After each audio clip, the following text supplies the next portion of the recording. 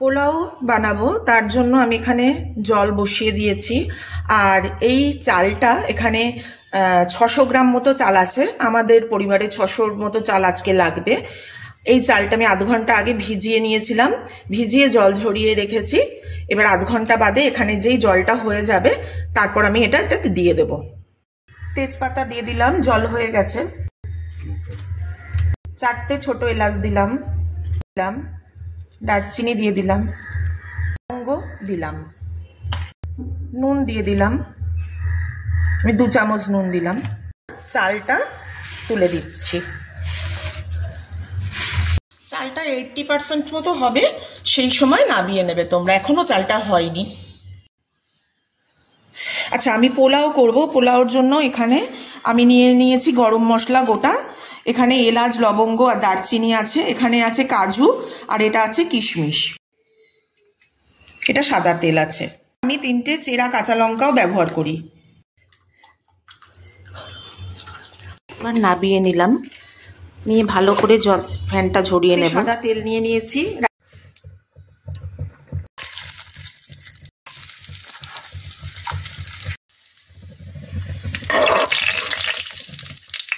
এবার এতে আমি গরম মশলাগুলো দিয়ে দেব, আর দেব কাঁচা লঙ্কা চেরা,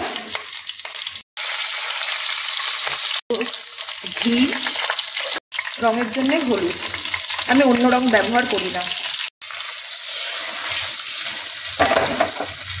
এটা হয়ে গেছে, এবার আমি এর মধ্যে চাল দিয়ে দেব।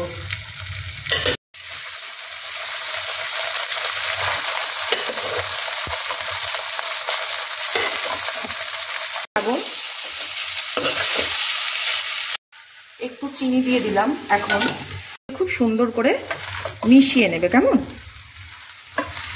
আর নুন চিনিটা একটু চেক করে নিও।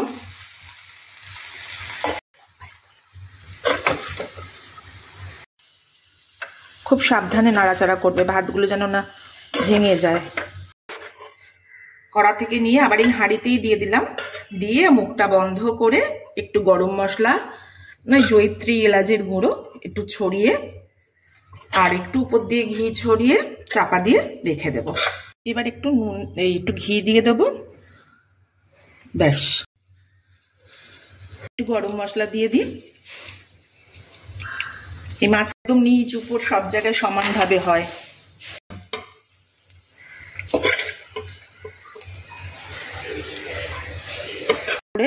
স্যাফরন দিয়ে দেব, চাপা দিয়ে রেখে দেব।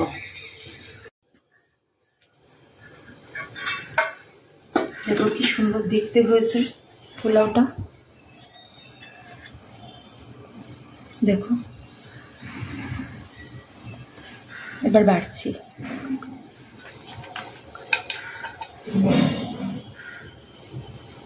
কাট কর।